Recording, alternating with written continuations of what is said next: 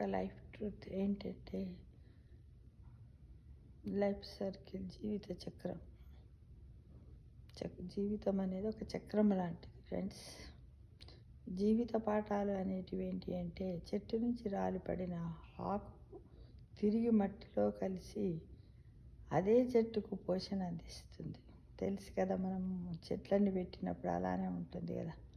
కింద పడ్డ ఆకులని ఇటు వేయం, మళ్ళీ అక్కడనే వేసి కొంచెం దాని మొదట్లోనే ఇట్లా తవ్వినట్టు చేసేస్తాం.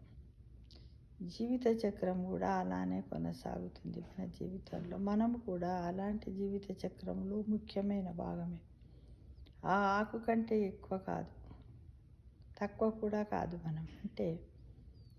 మనం ఏంటంటే ఆకును ఏ విధంగా అయితే అది ఏమవుతుంది, తర్వాత పచ్చగా ఉంటుంది, మనకు ఆక్సిజన్ ఇస్తుంది, తర్వాత పండుటాకై కింద రాలిపడి పోయిన తర్వాత కూడా దాని ఉపయోగం లేకుండా పోలేదు. మళ్ళీ ఏంది, ఒక కాంపోస్ట్ ఎరువులాగా మళ్ళీ చెట్టుకు ఏ విధంగా అయితే బలాన్ని ఇస్తుందో మనము కూడా మనలో ఉన్నటువంటి కోరికలను, ఆశయాలన్నింటిని కూడా ఆ విధంగానే ఎప్పుడైనా పొరపాటున ఏదైనా దిగజారిపోయినప్పుడు, అంటే ఏదైనా పొరపాటు చేసినప్పుడు మనస్సు బాధ పెట్టుకున్న దాన్ని వెంటనే మళ్ళీ మనము ఆ విధంగా బలిష్టంగా మనస్సును దృఢపరచుకొని నలుగురికి ఉపయోగపడే పనులు సంఘంలో, సమాజంలో చేయాలి ఫ్రెండ్స్.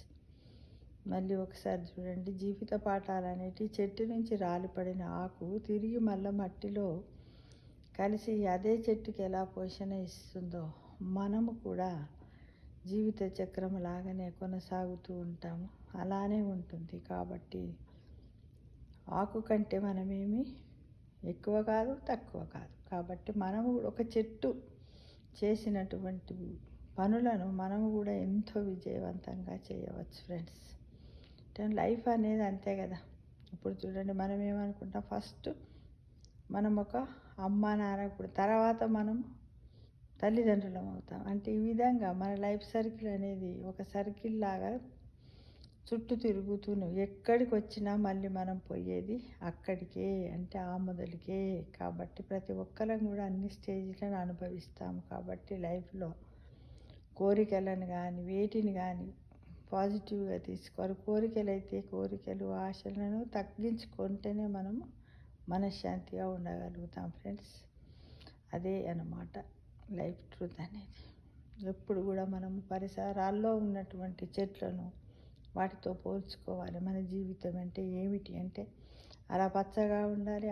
అంటే ఏమన్నట్టు మనం బ్రతికి ఉన్నప్పుడు చేసినటువంటి మంచి పనులు కూడా మనం పోయిన తర్వాత మన పిల్లలకు, సమాజానికి అక్కడికి వచ్చేటట్లు ఉంటాయి. అందుకోసమే ఈ చెట్టు ఆకుతోటి పోల్చుకుంటున్నాం ఫ్రెండ్స్.